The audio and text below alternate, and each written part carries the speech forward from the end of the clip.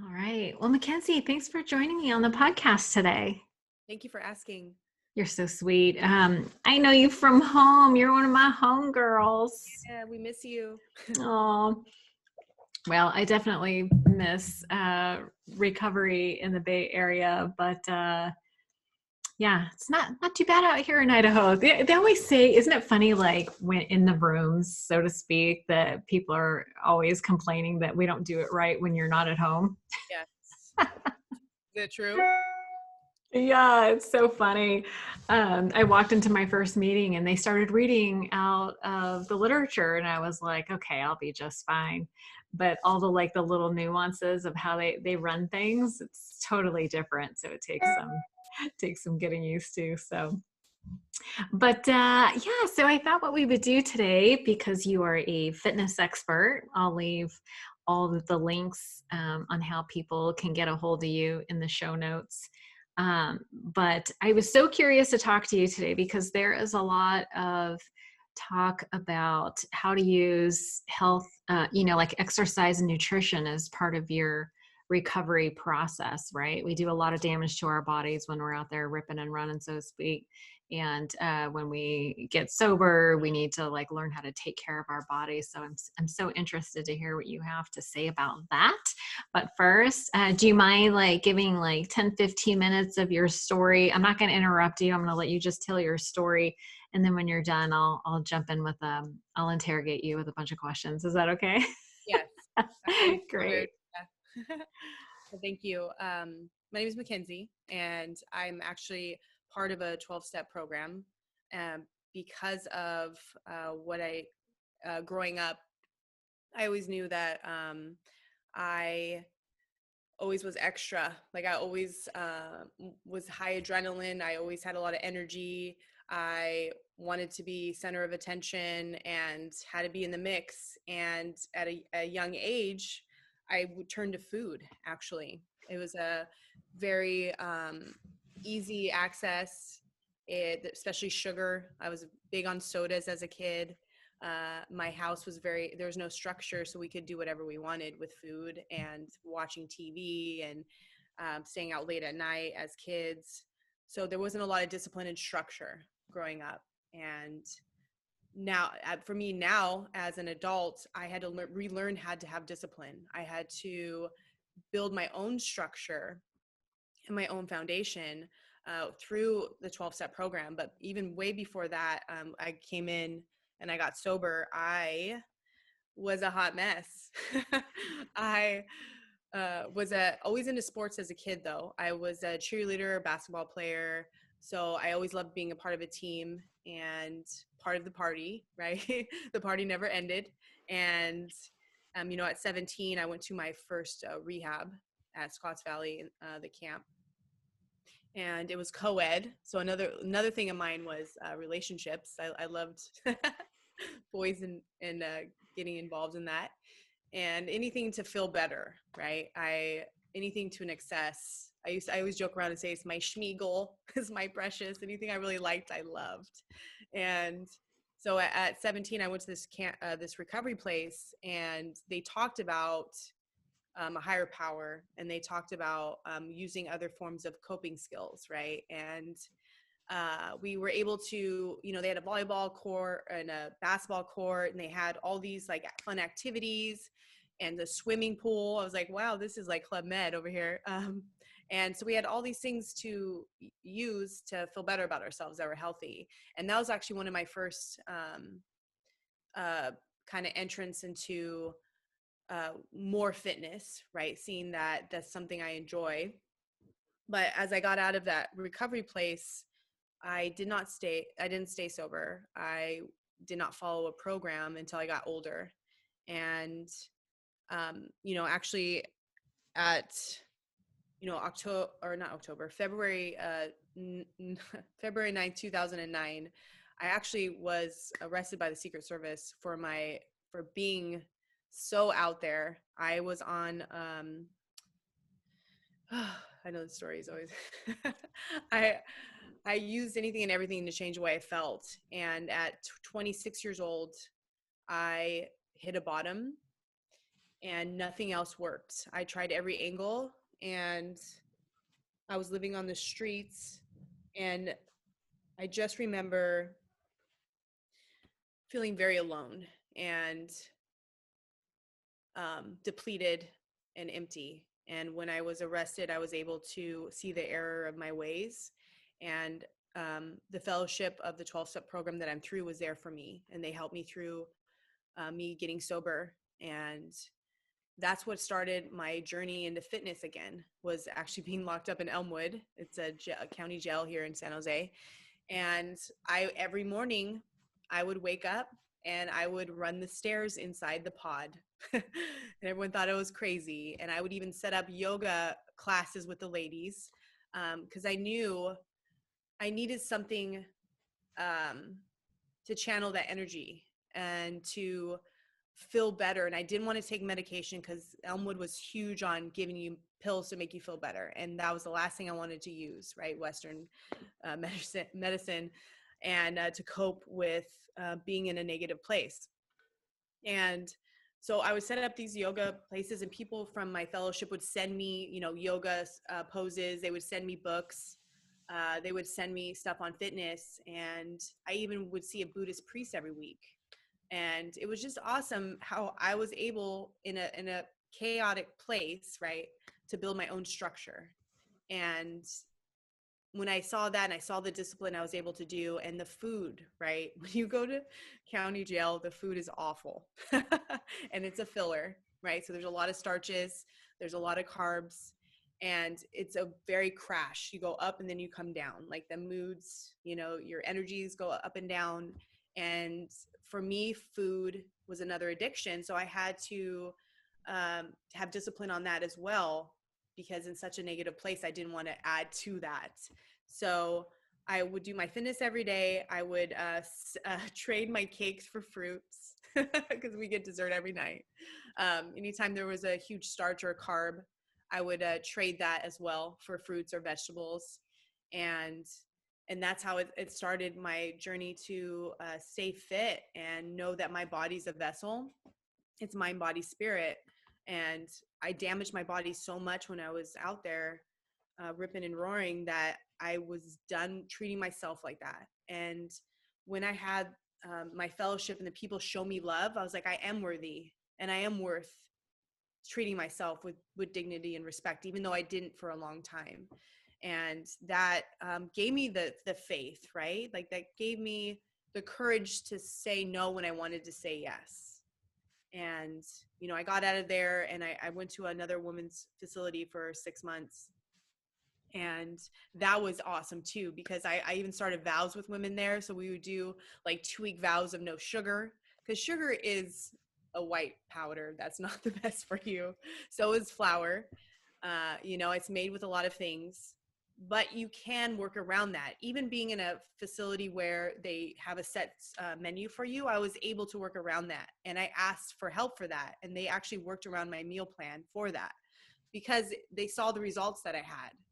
And I would write a gratitude list every day. So it was full mind, body, spirit, right? And I was able to pass that on to the other women who were there too.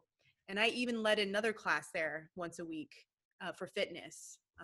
We did daily affirmations while moving. It was actually really interesting, but it was very powerful to do strong movements while saying a strong positive affirmation. And that really kicked it off even more. And I was like, this is what I want to do for my life. Like, this is what I could do. It's my passion. I'm learning to love my body and myself and be okay in my body. So I was that pillar of strength in that for 6 months there. And I got out. And, unfortunately, I didn't stick to that plan. And I ended up using one more time. But that last time I used, I got I violated my probation, and I was actually sent to federal prison for 2 months. And that's when I really found my calling for fitness. So I look at all these as divine interventions, right? So as I go to Dublin, it's a minimum security, and I meet this woman there who is also a fitness guru, like in her community. Unfortunately, she I don't know what happened, why she got sentenced there, but she was a godsend. So when I met her, she was doing Zumba classes there. Like we had a boom box. We had like 100 women doing Zumba classes. And she asked me, she's like, I like how you're consistent with me here. She's like, be a leader with me. So I helped lead classes with her. So we were like the Zumba ladies in federal prison. And it was just so funny. I'd pass girls in the hallway and they'd be like, oh, Zumba girl. It was funny. Like that was, I could be a positive, example instead of a negative one that I was for so long. And that's when I got out of there. That's when I started my real personal training. And I went to 24-hour fitness and became a trainer there. And that's when I built my clientele. And I learned through trial and error of what nutrition works, what doesn't, what program designs for each person, what kind of body type you have, what kind of lifestyle you have. And it just went from there. And now I live and breathe fitness. For me also too with food, if I don't eat the best, I feel it immediately. And we were talking earlier about dopamine receptors and the brain, and how all those like chocolate and sugar and even cheese hit the same receptor in the brain as drugs and alcohol do, right? And the same like love oxytocin or whatever that is for love, right? When you fall in love, I did quotations. And so for me, it's like crashes, right? It's an emotional hangover for me when I eat like that. So I know I perform better when I fuel my body like fuel, right? Greens, protein, limited complex carbs for my pre and post workouts. And, I built a clientele base. I work out of my home now. I have a home gym, and I also do virtual training. I'm building a website now, so I'm going to start selling memberships monthly, depending on what program design you want and what kind of body type and how your activity level is through there. So that's coming up in a couple weeks, so I can do that as well. And I love me today. Like I love my body. I can seriously say, for a long time I didn't. When I was younger too, I struggled with an eating disorder. So I have that aspect too, to help women walk through that as well. So for me, if move my feet, the mind will follow. That's been my motto ever since. And if I sit in it and don't move, that's when I get stuck. So I've built my life around it. So it's like a daily coping skill as well. Yeah. And here I am with 10 years sober, and yeah, loving my life and building my business. That's amazing. Yeah. Now that you say that, I do remember hearing you tell your story at a meeting one time, and I was just like, that sweet, darling, cute as a button little girl went to prison. I mean, it's crazy the places our addictions take us. But I don't know how much you can say about that. But first, actually, let me backtrack just a little bit. I'm kind of curious about like your family. You mentioned not having a lot of structure and a lot of rules. What were your parents absent? Does drugs and alcohol run in your family? Was that component there as well? Yes, on all those. So my mom was a single parent with three kids. So I have two other brothers. They're both addicts and alcoholics. Yes. And my mom had to work double shifts, so she wasn't Never always. home. Yeah. Where was dad? He lived in Oregon. He lives in Oregon. So Yeah. he was physically not around a Yeah. whole lot. Yeah. Okay. And you have two older brothers? I have an older and a younger brother. Yeah. Oh, So I'm you're middle child on top of everything else. exactly. Marshall. Oh man. Right, yeah. I'm a middle child too. I totally get it. But brothers, yeah, no wonder you were into sports. It was probably survival of the fittest growing up, right? Tomboy for sure. Yeah. Can you tell me a little bit about your eating disorder and what that looked like for you? So, like I said, when I was younger, that was one of my source is food, Uh-huh. comfort. And actually, once I started cheerleading, um, it wasn't like I was shown, but I kind of watched the girls who like were smaller, and I was like, how are they eating so much and staying lean or thin? So, I would binge and purge. Mhm. That was like a huge thing for me. And I was very shame based. Like no one knew. I mean, there was a time where I was with a fiance and he had no idea Oh, what wow. I was very, very quiet about it. Very shameful.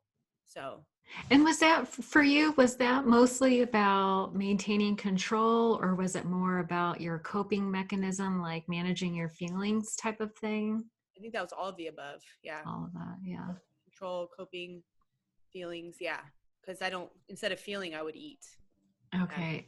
or, And your mom wasn't around, so it wasn't like you had somebody who could support you through those. I mean, it's so, listen, there's, God bless the single moms for doing the best that they can, but it's so important to have, like, when your parents aren't around to, like, pay attention to your feelings, right? Everybody needs like an adult who can look for, hey, it looks like you're not feeling good about this or that. Let's talk about it. Let me help you manage through those feelings. When our moms are working so much, I had a working mom too, so I didn't have somebody around who was paying attention to how I was feeling to help me manage those things. So we do learn unhealthy coping skills. um, how old were you when you first started, drinking or using drugs? Did you start drinking first? yeah, I drank first. I was 12 or 13 was when the first time I drank and I actually got drunk. Yeah. Yeah, usually the hope. Yeah. um, and then did you, so that's pretty young, so I can't imagine you were going to the bar every day at 12 years old, but were drugs a part of your story as well? Yes. When I was 14 is when I started smoking weed, and which led to ecstasy, coke, and then once I got older, it was meth. Yeah. So Why do you think that, why do you think you started using? I believe I just wanted to feel a part of. I Mm, was never comfortable in my own skin, and then my stepbrother and my stepsisters with my who lived with my dad, he was a little older, so he was like, let's drink. I'm like, sure. There's no like boundaries, no like, oh, maybe it's a bad idea. I was like, sure. yeah, And not even a second thought. no. Yeah. And then, okay, so you go through a period of time, and I mean, because so rehab at 17, you went to the camp. That's like the local, in Silicon Valley, that's like the place to go. So you got to go to the camp. 17, that's pretty early. What prompted that? um I went missing for a couple days, and my mom was the one who sent me to rehab when I came back, and my grandpa helped me get into there.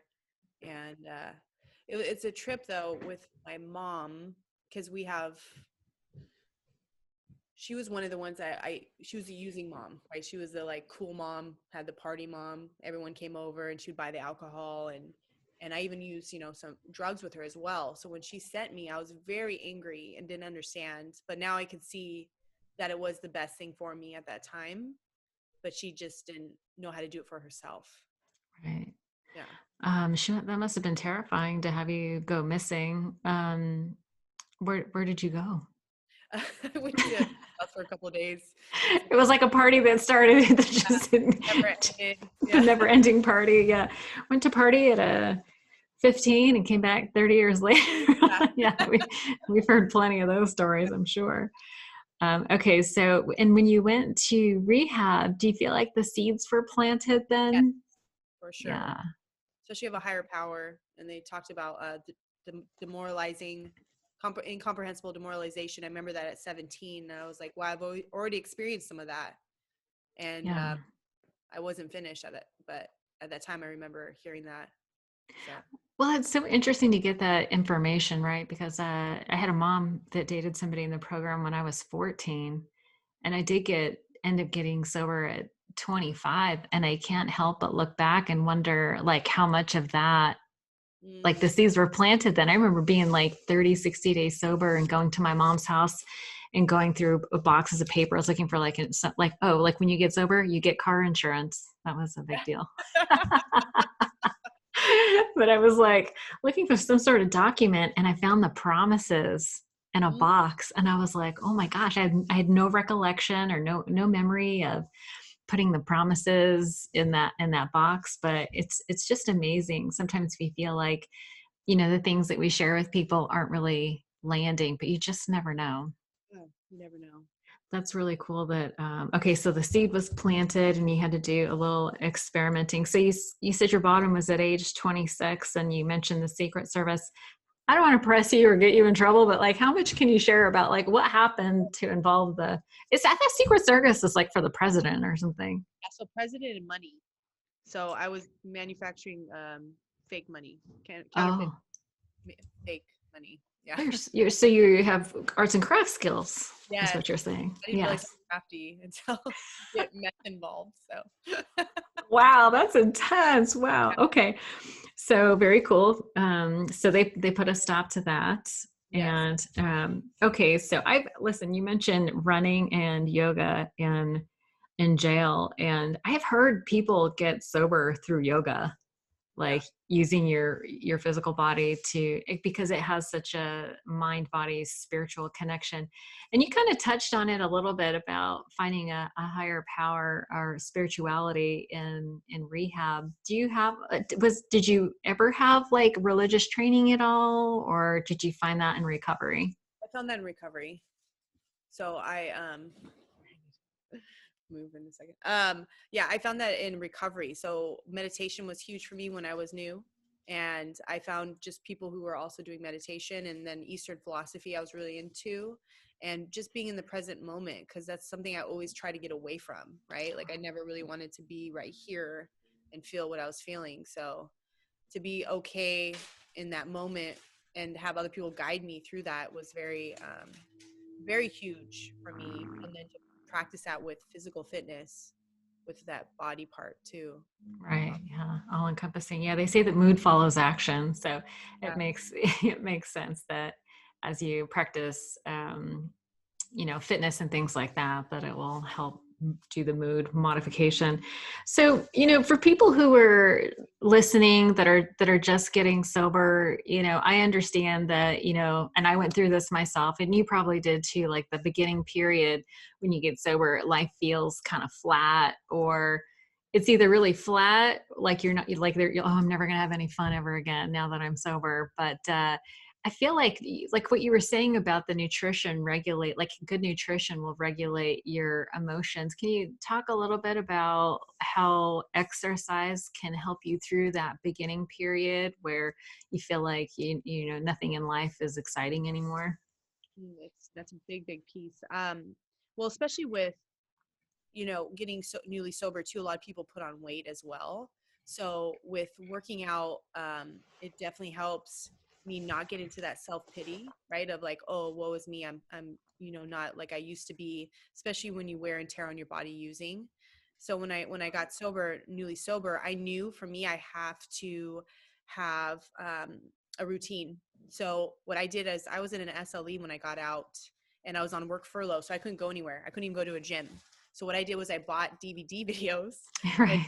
Billy Blanks. Remember Billy Blanks, the Tybo guy? Oh yeah, the typo guy. Oh my Yeah, gosh, like typo. That's like so funny. that. Yes. And then oh, I forgot her name. Jillian Jillian Mike. Michaels. Yeah. She had this turbo yoga thing. And then there's another lady I did, and I bought her DVD videos, and I would do it in the living room, and I was like, ladies, if you want to join, you can join, but this is my time. So I'm going to do it at this time. And they respected it. And for me, I saw results. I'm a result driven person. And when I was angry, when I was mad, when I was sad, I would work out. And I didn't want to lash on other people because I actually was very angry when I was new, but I didn't want to share that anger. So fitness has been my outlet, and couldn't go anywhere on work furlough. So it was only work and back to the house. And I finally got a pass to run too, because I wouldn't be able to run outside. They didn't trust me to run outside, Funny that right? they wouldn't let you run. But yeah, so when and then we also, the ladies, we talked about having a couple of nights a week where we'd have healthy food night, and so we'd all cook together, and we'd have a certain kind of vegetable that night, and then a protein, and then a healthy carb, and that's just how it happened, and we all like worked well together. um but it has to start with someone, right? And like I always knew that I knew what would happen if I didn't, because I've been sober before and I've relapsed over not being thin enough, right? Oh And wow. over being, like like that, like I talked about, that eating disorder was so prominent in my life that I was afraid to be back on that, to get into that self-pity and to that shame base and that guilt that it had on over me, and the self-hatred. So if I just ate right and worked out, I wouldn't have those tendencies. Right. Right. So do you feel like you did all the steps and inventories and things like that? I would imagine. Is that, I don't mean to put words in your mouth. Yeah, Is that yeah, true? yes, Is yes. that true? Yes. Okay. Um, but do you feel like, I mean, for me, doing the inventory was huge in getting to sort of those root causes and conditions. Like, why was I, drugs and alcohol are just a symptom of a deeper problem. And I didn't really have any way of figuring out what that was. Was the inventory process for you sort of enlightening in the sense that you got to the root of some of those things? Yes. I actually really enjoyed 6 and 7 more than fourth. So I really loved working on seeing my character defects and Mm-hmm. then how I can change that.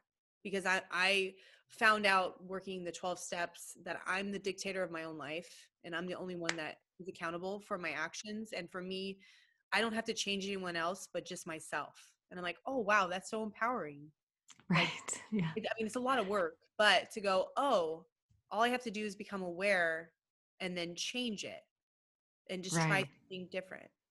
You know what's interesting is that, being in like the online recovery space and interviewing people, there's a lot of people who really rebel against this idea of having character defects.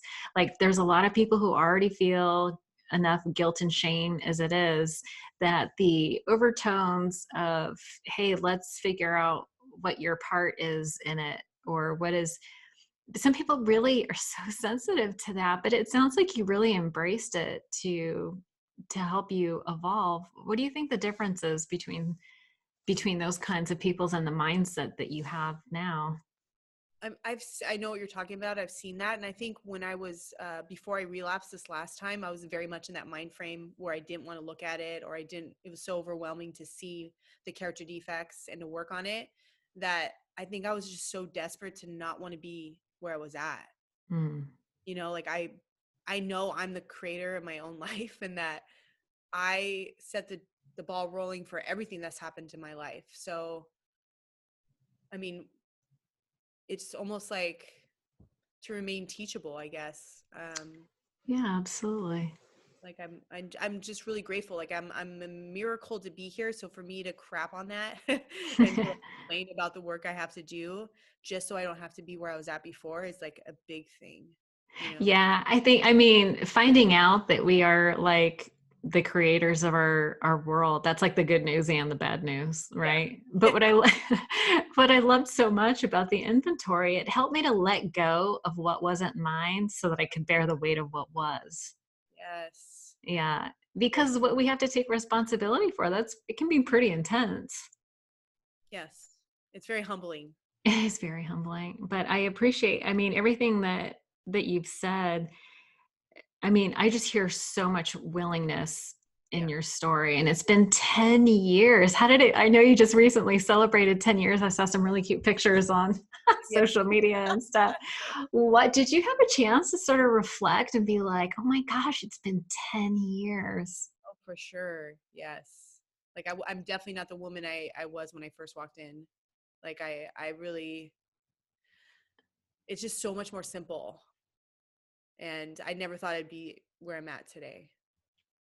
No, I mean, you have dedicated your life to helping people through, fitness and nutrition. That's, I mean, that's a noble cause, right? It's almost like the sobriety has given you new meaning and purpose for your life.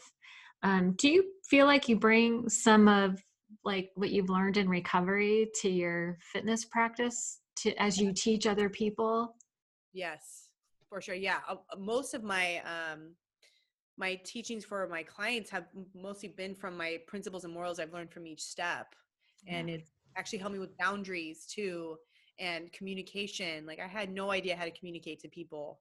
And with working the steps and learning more about me, I was able to like bridge that gap and express my passion and give them hope for their goals. So Yeah, I feel like I've hired personal trainers, and you end up sharing a lot about your life with them. Do you feel like people like share their yeah, problems with you and you? definitely, I could be a therapist. I have to put the therapist cap on sometimes. I mean, there's actually times in a session where half hour of it is me listening to them and trying to break through the limitations they have through their body at that time because they had like a bad day or something at work. You know, like I have a client right now who just lost his wife. So Oh, I'm really trying to help him like with the grieving process and move his body, but also be a listening ear and be compassionate for losing a loved one.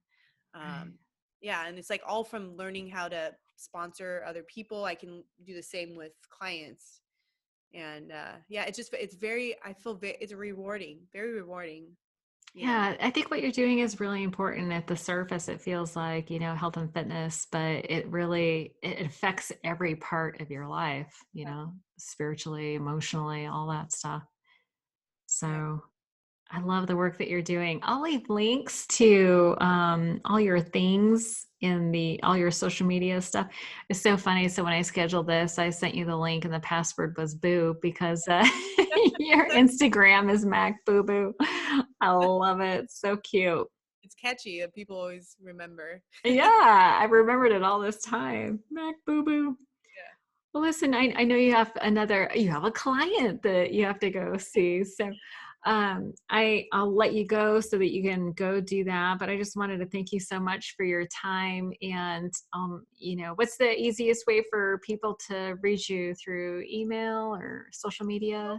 social media and email. So my Instagram or my Mac Giosa84 at gmail.com. Okay. I will definitely leave it in the show notes in case you're driving and you don't want to crash while you're writing it down. Right. Yeah, that would be bad. Well, listen, you have come a long way, baby, and I am so proud of you. 10 years is amazing and such good work that you're doing. So thank Thank you you. for Thank asking. you. Yes. Thank Yeah. you so much. And hopefully we'll get to catch up again soon. Yes. All right. Well, have a All good right. day. All right, Bye. you too. Bye.